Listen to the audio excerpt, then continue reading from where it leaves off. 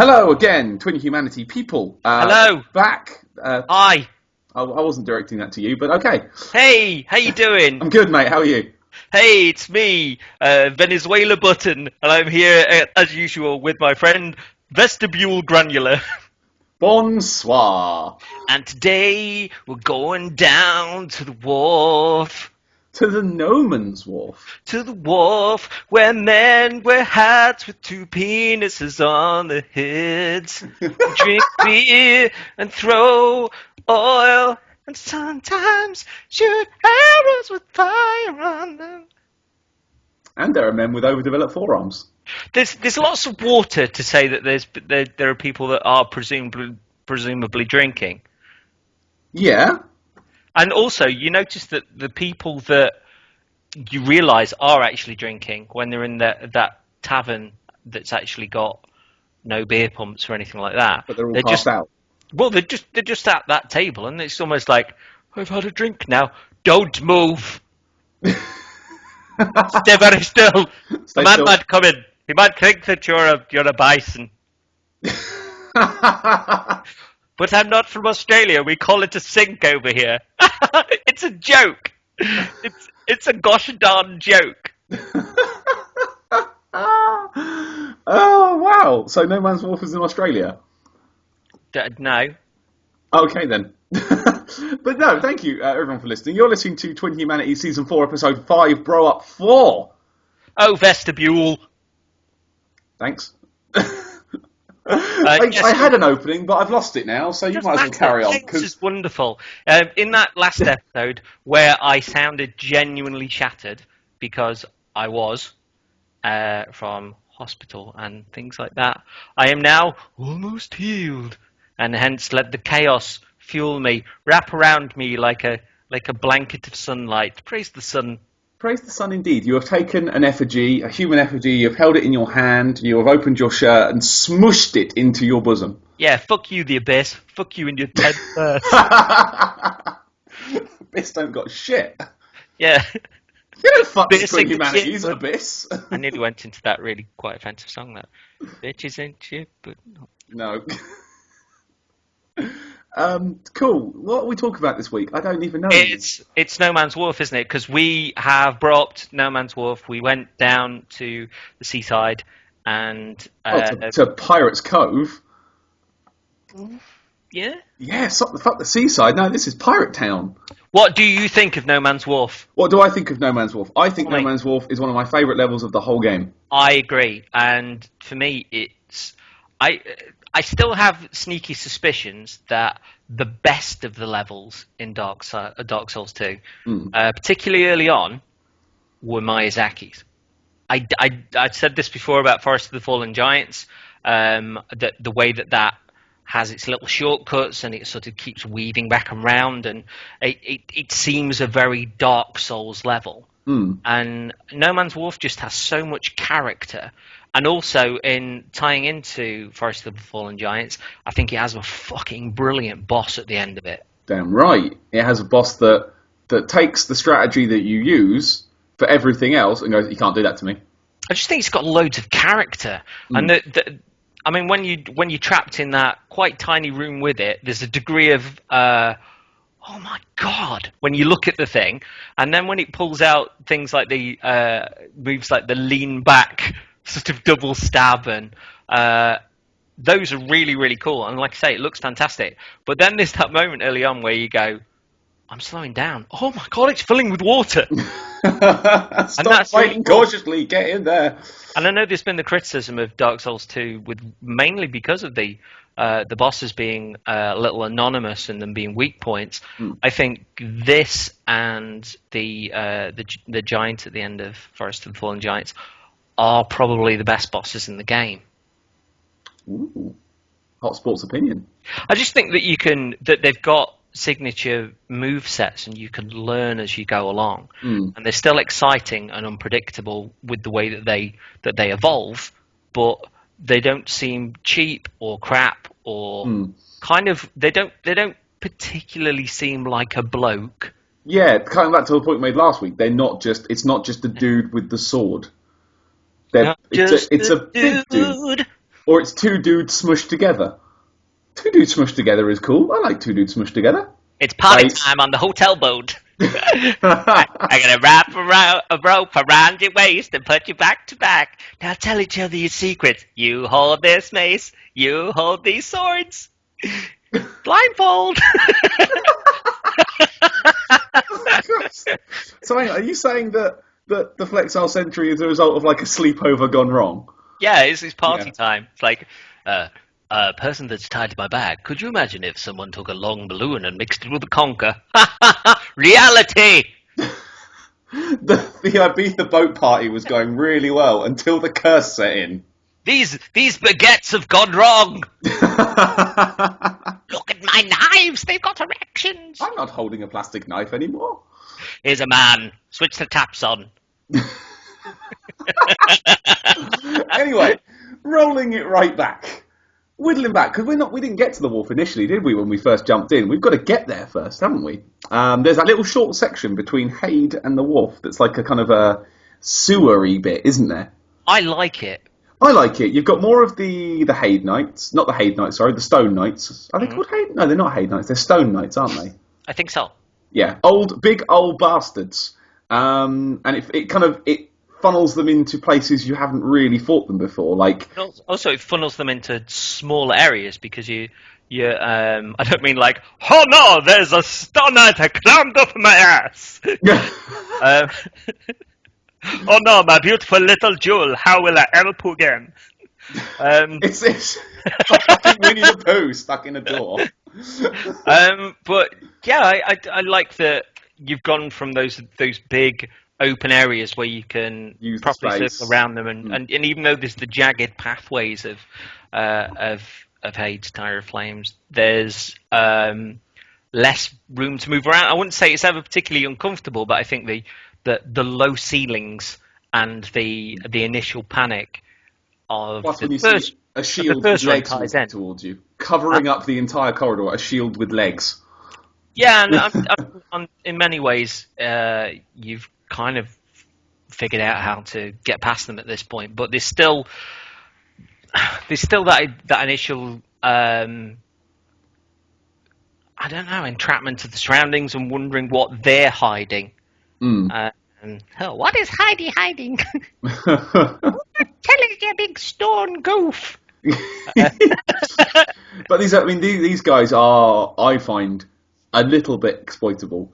On my first run, for definites, because I think I was using a bog standard longsword at this point, or it was either that or the hide sword.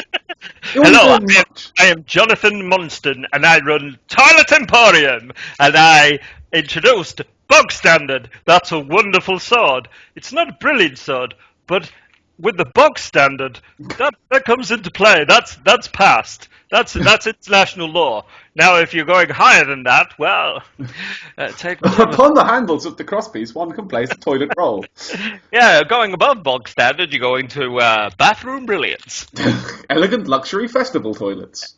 Hi, I'm John Moxton, and I run Bathroom Brilliance. When you're getting a weapon that goes beyond bog standard, you come to me. We've got bathtubs, we've got shower rails, even toilet seats. Oh my God, my keister is warm, and it's the middle of winter. I might not get up.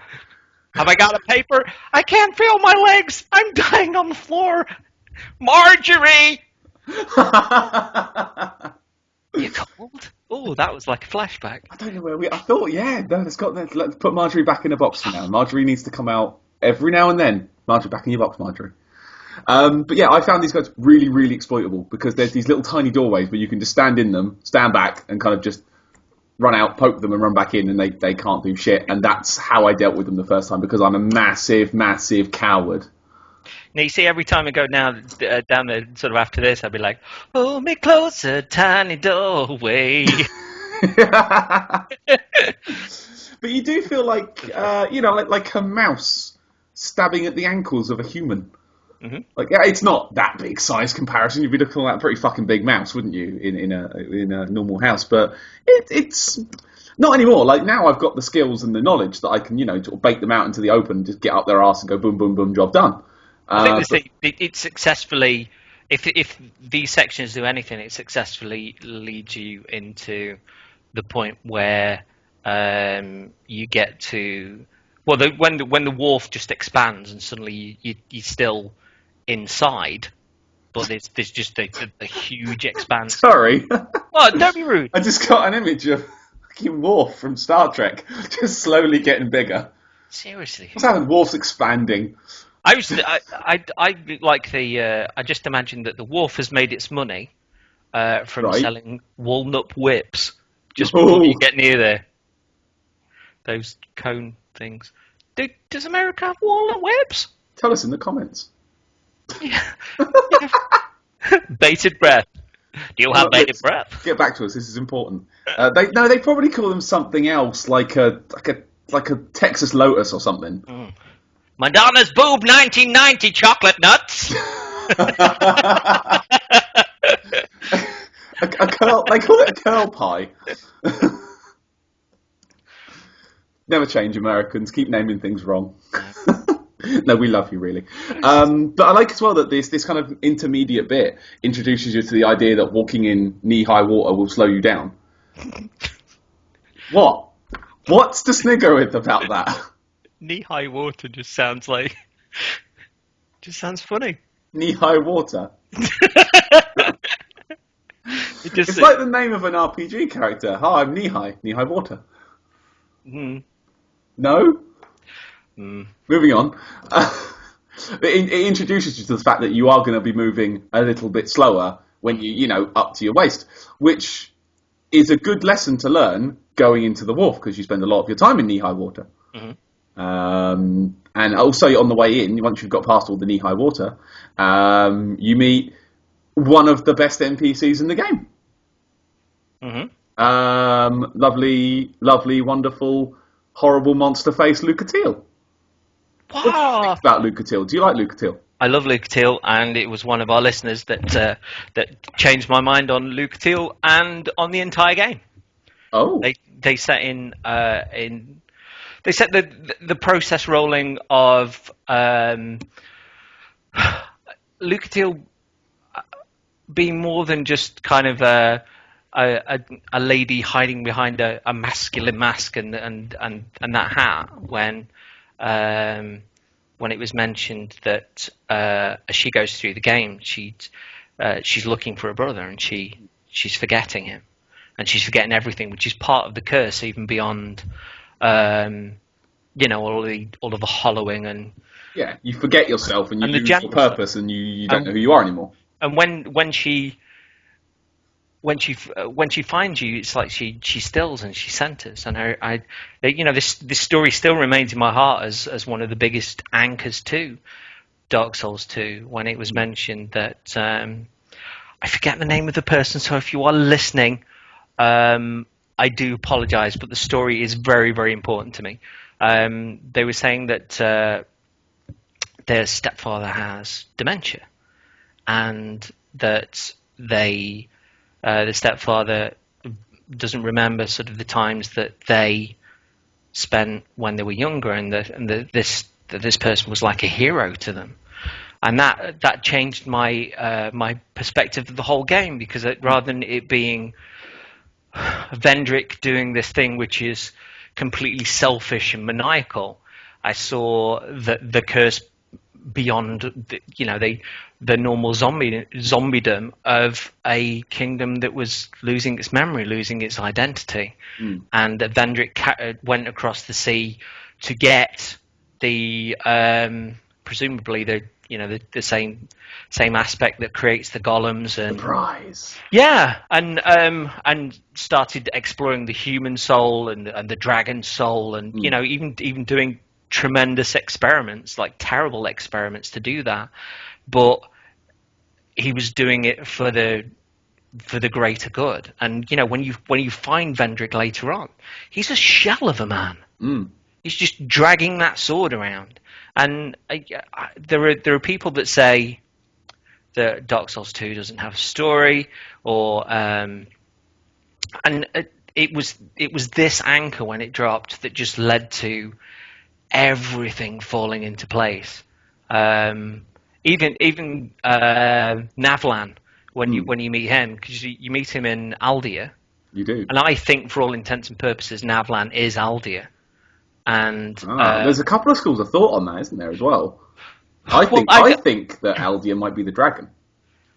Well, all of these things are intersected together, and that Aldia was, if I remember rightly, was close to Vendrick anyway, but has seemingly shattered his own soul into many different parts. And even if he's imprisoned, he continually invades you and can die a number of times, but will continue to invade you. So all of these aspects just connected me really, really personally to Dark Souls 2. And it's something which I do keep thinking about. And I know I'm not as tight on the lore as people like sort of Varty and Dave and stuff like that, and I never will be, because I've not got things written down. I don't make the wonderful videos that they do, but these questions keep going back and forth, and the things that I've found lead to other stuff, and that's purely based on being someone sharing something incredibly personal with me from the real world, which ended up making my experience with Dark Souls 2 better. Sort of put it in a new light and let you look at it with a fresh pair of eyes, almost. Yeah, because I wasn't seeing it anymore as just the same aspect as Dark Souls. I was seeing it as something more. And this the back and forth that we've talked about previously of the world reinventing itself after being humbled, and it reinventing itself different but the same, and the spiral round of that through to entropy and beyond. But I don't know. It's just as the world has forgotten, as Drangleic has forgotten many aspects of Lordran. It seems that the tale that Drangleic's weaving is one of the people who are losing themselves, and of a king striving to save his people, but committing an act which sent an invasion coming to destroy his kingdom as well. So, well, I think he went there to. I think the curse was already in Drangleic, wasn't it? He was trying to fix the curse, and he also brought Nashandra back with him. I think there's a lot of evidence to say a lot of the hurdles you go through are ones that Vendrick has put there to stop you getting to the throne, because it's bad, and he doesn't want Nashandra to get the throne. Yeah, I'm wondering how late he saw through Nashandra. So all of the bullshit you have to go to get to him, all the four souls, and then go into the Dragon Eyrie, and then going through the Shrine of Amana, all of that stuff was there, put in there by Vendrick to stop Nashandra. Do you think the being able to jump back into the memories was Vendrick then? Possibly. Because I don't know about that. I'm on that slight regard. I think that was something Aldia did that Vendrick co-opted. Because Aldia, of course, was his brother who was told fix the curse, and then decided to fix it by making horrible monster faces. Yeah, but don't you need the Ashen Mist Heart to go into memories? Yeah, to go into those, and isn't it the Everlasting Dragon has got kind of a different soul to them? He has a giant soul. Yeah, it's a giant soul. That's it. So I'm wondering if that is just the last remnants of the giants themselves, rather than almost telling their side of the story in a way that they couldn't. Yeah. I don't know. It still fascinates me. It's a story that still has an ending that's a bit in flux, and who knows what light the DLC will shed on it, because as always, I haven't fucking played any of it yet. Yeah, we're going to get to that a little bit later down the line. We've derailed, but deliciously, like a wonderful jelly. Let's get this train back on the right track. Okay. Using the points. Hang on. Let's just change points here. Okay, we've changed. See, this is why I keep a bell by the computer. Yeah, I've got an empty pop bottle, so. Oh shit! We just hit a drifter. I've got. That was the sound of him going pop. That was his bones. No, get this. I'm so weak. I'm so weak. What's this behind this door? A bonfire. Truly, you are the master of Foley effect. Right, so we went to the wharf and we set a challenge for ourselves and for our beautiful listeners. Yes, we did, and the challenge was a 3-parter, and the challenge goes... 1. Thusly. 1, for kudos, for regular type kudos, not any special kudos, just regular kudos. You had to get all the way to Gavlan Wheel, Gavlan Deal, without killing any of the Droopy Dong Hats, or Varangians, as they're called. What did you shout there? 2. 2? Yeah. 2. Uber kudos. This was the second level of kudos you could achieve in our Twin Humanities Kudo Challenge. In this challenge, you had to make your way all the way to Gavlan Wheel, Gavlan Seal. And you had to not kill any Droopy Dong Hat Mens, or Varangians as they're called, or any of the big forearm bastards, which we call Spinnakers. You call them Spinnakers? I think they're Spinnakers. I like to call them Spinnakers. I think that's a really good name for them. It's something that would turn up on Antiques Road. This is a spinnaker that was used to wrap wool around the faces of the ugly. There's a big tower in Portsmouth called the Spinnaker. Yeah, you see. It's a big fuck-off tower, but I think it's a good name. It wasn't me that came up with it. It just seemed to fit. Portsmouth. You fucking twat. Never going to be a place. Yes, so that was part 2. 3. There we go. 3 was the Twin Humanities Kudo Cake level of kudos, which is... Humanities. Stop derailing it. Go on. Kudo Cake, which is the maximum level of kudos, and that you had to reach, go past Gavlan Wheel, Gavlan Feel, without killing a Droopy Dong Hat or a Skyrim person or Spinnaker, and then make it all the way to the Flex Isle. We didn't actually specify to beat the Flex Isle, but it would make sense that would be the ending of it, right? Yeah, and we probably had a little bit of an advantage on this because we were co-oping. Yes, as is the rule for the Twin Humanities Bro-Op Challenge. So, but we did this 2 different ways. And the first run, was it in your game? It was in my game, yes. Yeah, and we abided by every rule. Rule 1, Rule 2, Rule 3. We did abide by the rules. I brought you in as a phantom. You died a couple of times, didn't you? I don't remember that. As a phantom, though, they didn't count as official deaths. Did I? Yeah, you did. At the start there, where I got a little bit lost, we were trying to work something out, and you were trying to parry one of the Varangians, I think. And I think I got bored waiting for you, and I was just like, I can parry this guy. I'll parry him with the arm gun. I haven't parried anything. No. So you died there. So I came and got you again, and we had a proper run at it. And I really enjoyed it. Like, it was really definitely good. Like, I actually had to put a shield on. Because I was going to try and do it without a shield and realised very early on that's not happening. There's a bit of panic to it as well, which is kind of cool. So much, because we were like, because you were like, can a summon killer one? I went, no! We both have to deal with this shit. So yeah, between the two of us, we kind of, kited and dodged and darted around, and I think we killed every single undead soldier we saw, didn't we, as well? Yeah, we avoided the bad lads, but we killed what we had to. And got the dogs as well. Took a bit of a winding way up. Snuck our way round to, I think it was fairly without incident until we got to the stairs, wasn't it? The staircase that goes up the middle, where there's about 3 of them at the top. And it got a little bit tense for a moment. There was a degree of comedy and a certain Benny Hill aspect to it, where he's like, "Oh no, they're there, and what? You can't just move! What? He's behind you! Just run!" Yes. Screaming at each other, "Move! Dodge! Roll! There's a doggy! Ah!"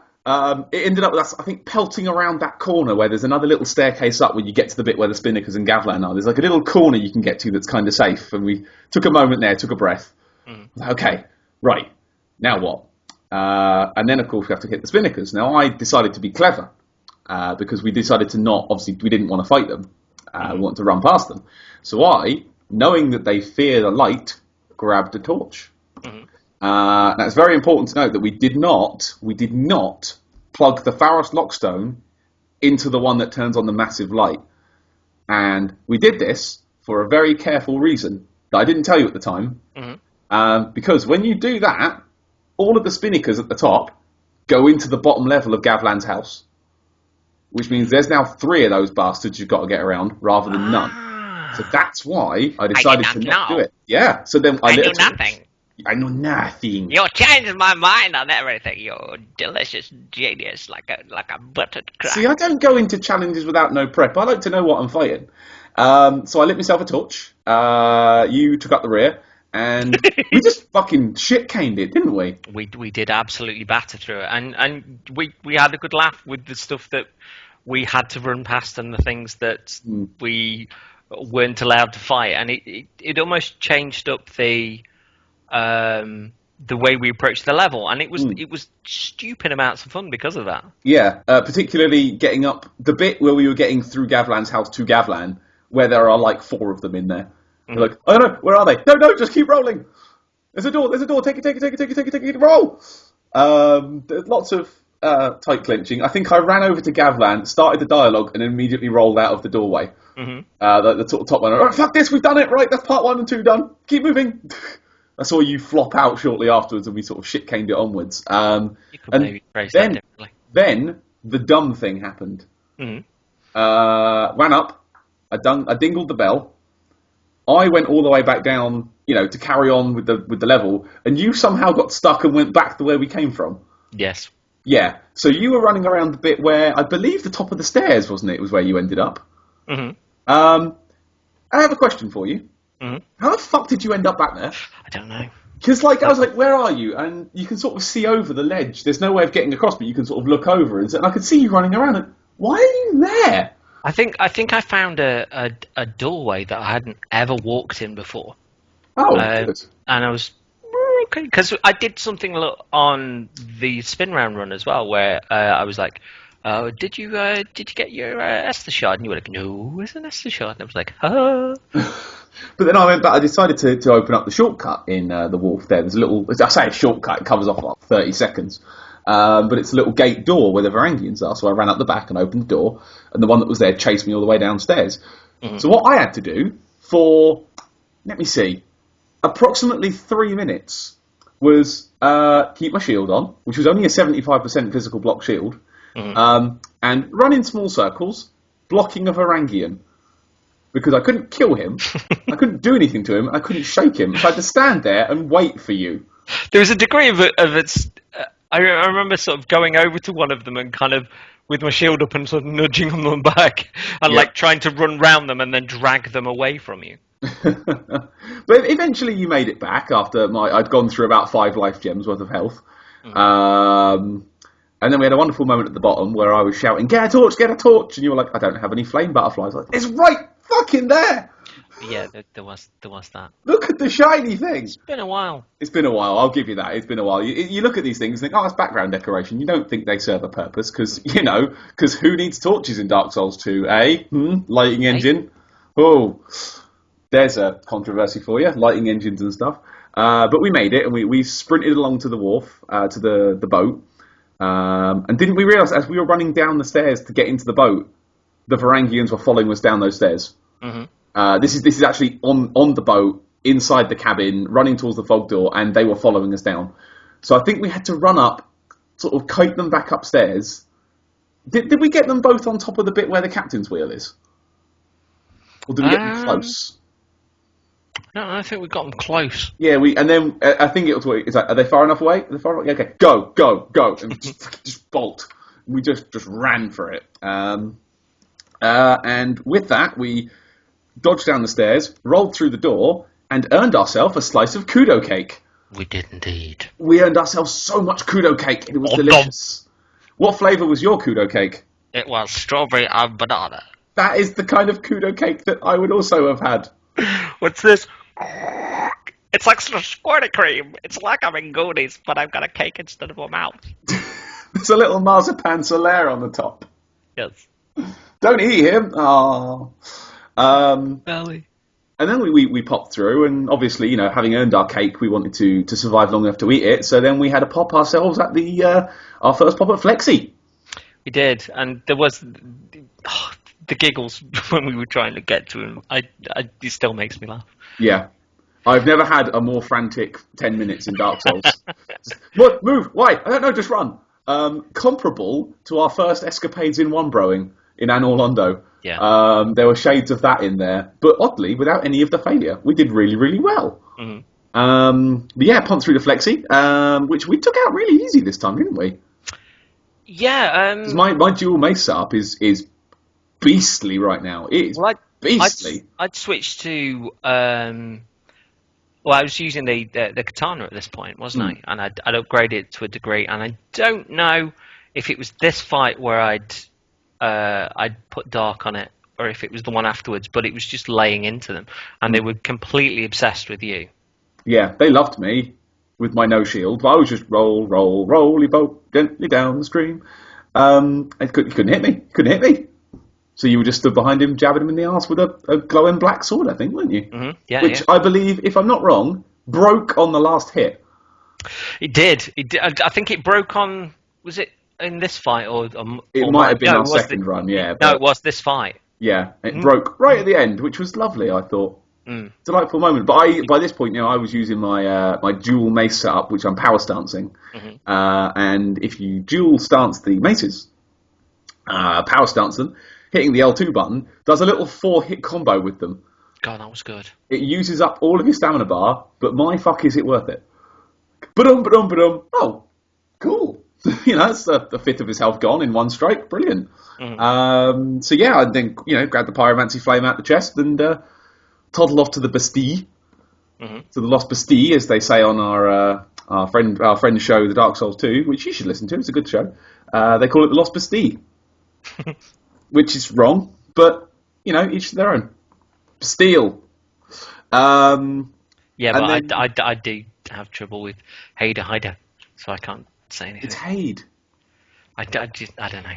Because I think Salden says it. No, I think you're right. It's just in my head. There's no definitive answer. Oh, except it's Hade. Shush. I think I like saying Hader. Hader. It's like Heidegger. But yeah, that was our Kudo Cake run, which went exceptionally well, and I have no idea why it went so goddamn well. So then we decided, we're not. Well, I decided, didn't I? Yeah, we're not you were like, fuck that. We're gonna have the hit everything run. Yeah. Yeah.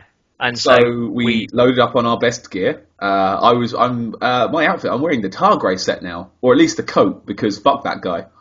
So I'd got my real set on, and I've got to say, after the excitement of runny roly hidey roly times, I've got to say, laying into those bastards was a lot of fun. It was happy times. And my outfit was leather pants and a smooth chest. It was a sensual outfit.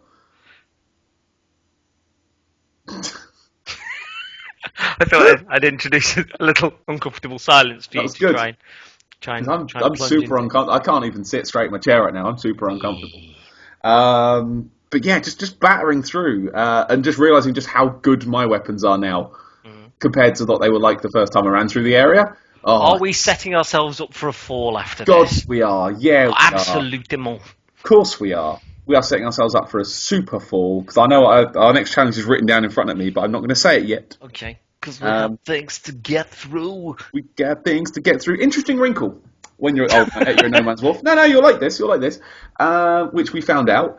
If you summon someone at the bonfire, and you go through the whole level, smacking them down, generally, they will time out as you get to the boat. Okay. Because I did it, didn't I? I was like, oh, duty fulfilled. I went, what do you mean duty fulfilled? I'm still going. What? No.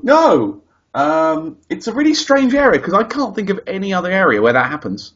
Yeah, but the best bit of that was when you were like, can I hit the bell? I can't hit the bell. Oh, the bell! No, we've got to tell this properly.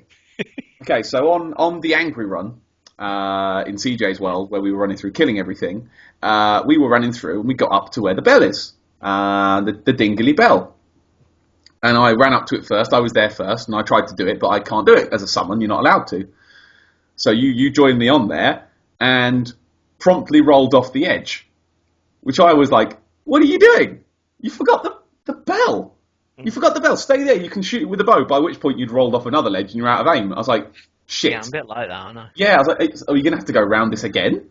What are we going to do? And I looked in my inventory. I thought, have I got a bow? No. I've got a crossbow, but no bolts. Have I got a bow? No. Take a bow.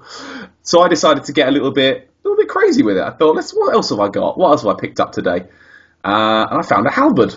Mm-hmm. And I thought, now this halberd's about as long. Was it? Yeah. Yeah, I thought, I wonder if I can hit it. And I did a bit of experimenting with the moves. And with the halberd's R2 attack, somehow rang the fucking bell. Mm-hmm. And I didn't know you could do that. No. It was only out of desperation. I don't want to go around this again. I think I tried hucking a firebomb at it and that didn't work. Mm-hmm. But yeah, I can confirm that if you find yourself up there, admittedly, if you're up there, you could just press X because you're the host. But if you're summoned in and the host has fallen off the edge like a fool, you can equip a halberd, do the R2 attack, and dingle the bell like that. So yeah, we then went on to deflect Sal again. I think he was still obsessed with you. Loves me. Yeah, but we took him out in expert time. I think this might have been the one where it got dark on the sword, but I definitely hammered into that twice. I don't think we even got knee-high water. No. And I was thirsty.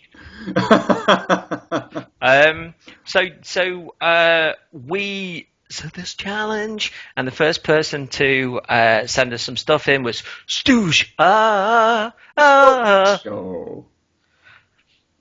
What's the weather like in Spain today? Stuccio. Oh, that was terrible. I can't remember the bit. It's been so long since our show. Just tell people.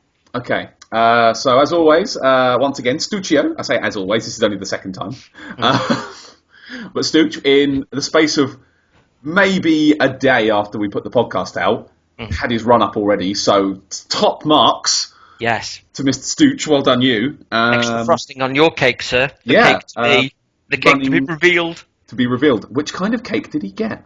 Oh my God, tell us. Oh, so Stooch put up a nice little 10-minute video. I think he died once in it.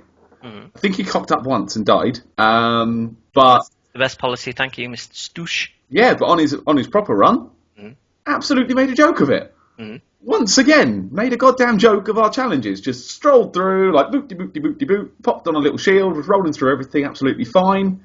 Just dealt with everything like a goddamn pro yet again.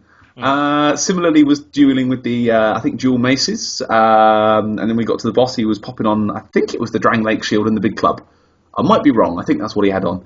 But yeah, completely made an absolute joke of our challenge again, which we thought would have been really hard. So, well done again, Stooch. Yes, you have earned yourself. Also, you reap what you sow, so fear the next one. Fear it, because you have earned yourself, sir, a kudo cake. Yes. Your kudo cake will be pecan. Yeah, it's motivation for a better kudo cake next time. So yeah, thank you very much for your submission again, Stooch. You are the best.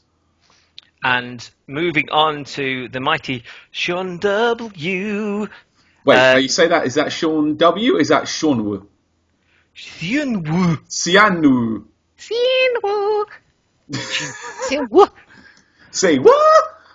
Sean W. So we got an email. It's like being on low budget radio. Which is essentially what we are.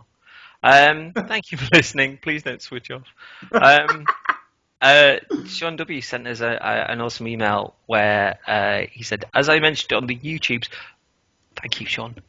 I created a new character to play along with you guys, and I think I completed my first challenge tonight. Now for story time. Ooh. I made it to No Mans Wharf and made my first run. I made it to Bell, but had a spill due to the Vangarians and ended up in the water on the docks. Oh. There's a picture there of him wearing what seems to be a fabulous beret, and but there he stands. Berets are always the best. Yeah. Reaching the bell. Action shot. Oh, okay. Right, okay. This is a good action shot. I'm looking at them as well. He is ringing the bell with two Varangians running up the stairs to come and make friends. Yes. Yes. on my second run, I made it to the Flexile Sentry, but in attempting a screenshot, I died of backstabby death. the picture is entitled "My role was buttered." Also, looking a bit the worse for wear on this after being hollowed. Yeah, it's a fantastic image of a Varangian just behind him, just completely ready, just to introduce him to Sword Town. When that picture was being taken, he was like, no. And put the camera probably. Oh, fuck off! However, I had not yet stood with Gavlan. Oh, Gavlan Wheel. Don't say it. Thanks. Wheel? Third time being a monastery charm, I decided to take a moment and think. But I decided against it and carried on. I got to this point easily enough, but getting into the house would be tough. So, Okay, so up near the point where you start meeting the big arm bastards. The Spinnikers. I lured the spider monkeys out. Well, that's kind of good. Good name. You're my spider monkey, you ginger fox. I don't have an animal to call you. I lured the spider monkeys out, and with the assistance of force, made it inside, whereupon I ran out and let them all walk about until I saw an opening and took it. Force? Wheeling, dealing bastard. Picture of Gavels. Gavelo. Don't say it. I snagged a quick picture. So, yes, I'm loving these photo shots as we go along. Because every single one seems to have some sort of doom in the background. Yeah, there seems to be something like, wait till he takes a picture. And then... and probably be like, wait until he gets... Is this DrangLakePhotobombs.com? I think it might be, yeah. Hollowed selfies. It's not too hard to get to the Flexile Sentry from here. The AI on the boat makes it easy to sneak past Vangarians. Now, we tested this ourselves and we nearly ended up in trouble. Yeah. But maybe that was because there was two of us and we're both fools. Yeah. And so after that, the final horrifying screenshot is entitled, I am a beautiful ginger. It's like looking into a wonderful mirror. I'm looking at it and I can just see my own face in it with a monocle. It's a hate crime. Racist! Bias! Sounds like a 3. Not play again. I made it into the Flexile Sentry and died. I almost slayed the beast, but I was down on Estus and got cocky near the end and paid the price. But I made it into the boss fight after meeting Gavlan without killing a single enemy. Huzzah! Let them eat cake. Your cake, sir. For you. But which kind of cake?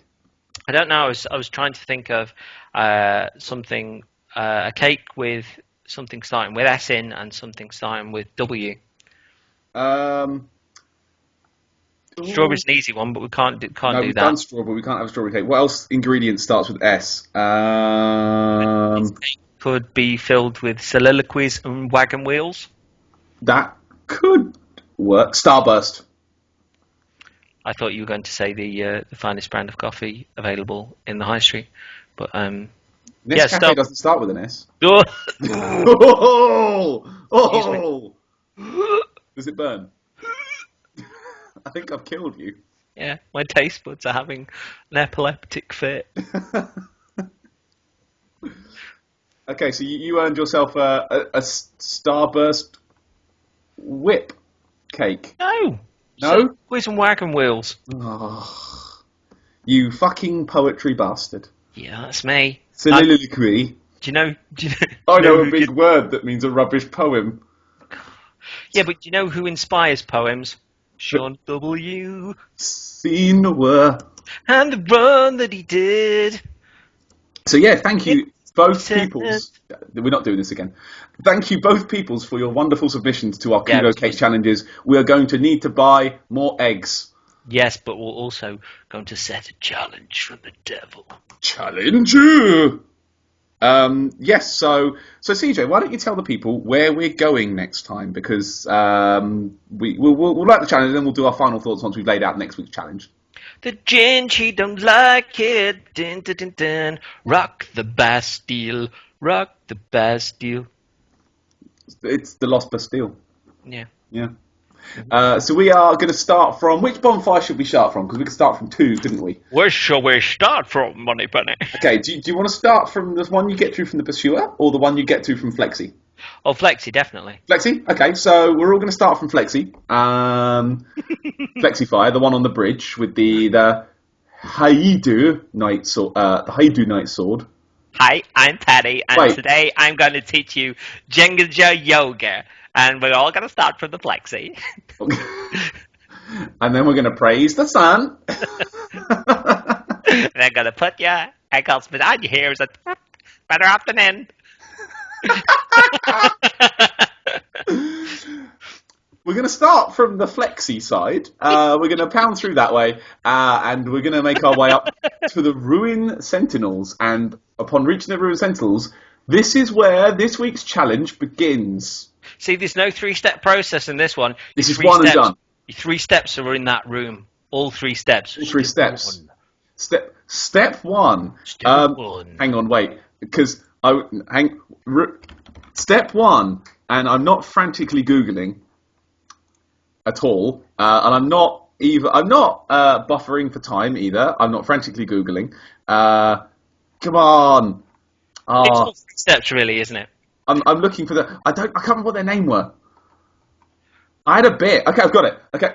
The 3 steps. Step 1, Ruin Sentinel Alessia. Step 2, Ruin Sentinel Rike. Step 3, Ruin Sentinel Yahim.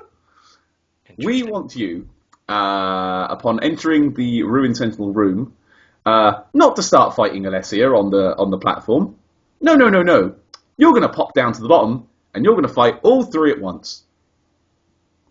Like a man. All 3 or a lady. Or lady. Doesn't matter. Like an adult. There we go. Like a fighter. Like a champion. Yeah. Broke a hole in that. Can't. Yeah. We want you to pop in that room, and you're going to hop down, aggro all 3. So don't start fighting. Get them all involved. Then you're going to fight them. So that is your 3-step challenge for this week's slice of Kudo cake.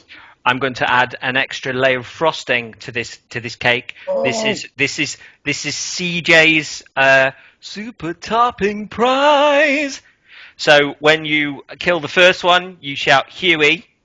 When you kill the second one, you shout Louie, a little bit louder.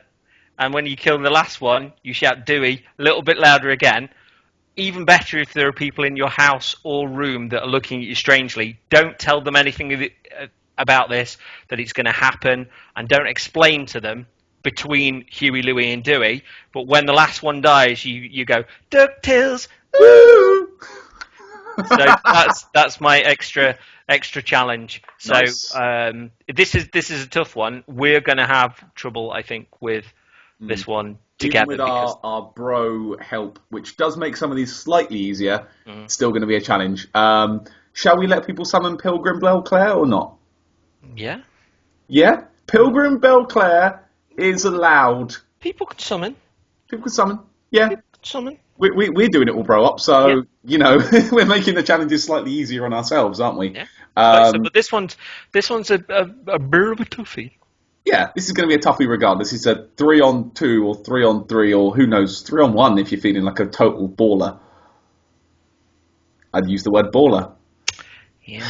I'm the weightest man in the world and I use the word baller. Yeah. So that is your challenge for next week. So before we close up, just want to wrap up the wharf. Because, you know, like we said earlier at the start of the show, the wharf is one of my favourite areas of the whole fucking game. It is... Without a doubt, I was in there, my first run through it, I remember it vividly. I remember the struggle, I remember dying over and over and over. It's the first level that's really proper, if you know what I mean. Because I found the forest to be, you know, a bit tricky but doable. I found the Haid Tower of Flame, you know, the big enemies were kind of imposing, but you can deal with them. This was the first place where you kind of learn about, you know, there's lots of smart enemy placement. You know, they're set up to teach you that if you get oiled and then shot with a flaming arrow, you explode. It teaches you to watch your step, because the first time you run through, you run straight towards the house, dead in front of you, and first time I went through, fell in the pit instead of running over the ladder. Mm-hmm. The bridge, sorry. There's a small bridge, and it's just off centre. So if you're not paying attention, you just fall straight in a hole. I didn't feel particularly smart when I did that, but it happened. There's got lots of lore you can kind of pull out of it. You're like, so okay, these guys are pirates. Have they been here before? They don't look like the other guys. Are they all just cool with each other? Mm-hmm. The first time you meet a Spinnaker, you look at him and think, what are you? Why are you here? What happened to you? When you kill them, they drop prisoner tatters as well, which is odd. Mm-hmm. Like they were prisoners that were being taken to the Lost Bastille, but didn't make it there. Do you think that if they are being experimented on, or are the results of experiments that have been brought back, do you think that they've been perhaps infused with dragon? Because they look a little bit like that lead dragon from How to Train Your Dragon. Possibly. I think they look more giant-y than dragon-y. They look more like, imagine the Lost Giant kind of crumpling over. I think they look more giant-y. Yeah, and I don't know about the thing, because usually you'll find any kind of horrible monster things you tend to find again later in Aldia's Keep. Mm-hmm. This is one of the only ones that only exist here. They don't exist anywhere else, do they? No, but I still think that because that boat's going to and from hither and thither, here and there, that it may well just be dumping these things. So, yeah, it's not something I thought about before. I quite like the thought. They've left these they brought these horrible monsters back because they were causing an issue. Yeah, well, maybe the issue was this kind of unseen cowardice towards the light and stuff, because they're essentially been dumped back in a place which is pitch black. So useless for overland jobs. If we're going into lore a little bit deeper and we're trying to find pathways between the first game and the second game, perhaps their affinity to darkness meant that they were bred to cross the abyss. That if Nishandra, I don't know, Nishandra's sort of an aspect of Manus, and maybe Vendrick sort of knew of or discovered where she was from, and perhaps that they were sort of an army that he was building to cross the divide and go across the abyss. Possibly. Yeah. Ooh, it's interesting.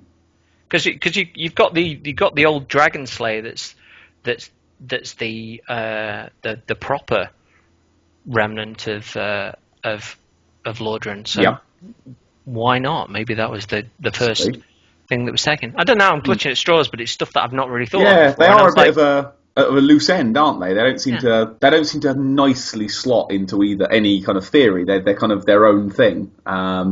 The only clue you've got about them is the fact that they do drop the prisoner tatters when you kill them. Yeah, so that means they were a prisoner. They weren't always a monster. They might have been a dude. But when you go to the when you sort of go on from there, you do get to prison cells as well, which have been burst out of.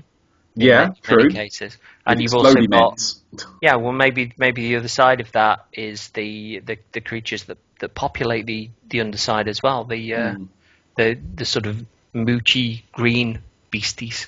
Yeah, it's just yet another bow, another point to the wonderful page of Dark Souls experiments. Yeah, this is Audia. You got the Duke. Stuff, though. Oh man, this is the sort of stuff though that gets me closer to the game and enjoying it more, and it all spun out of that wonderful conversation that was shared about some dementia and stuff. So yeah, I still really appreciate that. Yeah. So here's another challenge for you listeners. If you've got a theory about the Spinnakers, the big arm bastards, let us know what it is. Because I'm open to any idea about them. Send us feedback, because we like hearing from you, and really appreciate you sharing the challenges with us.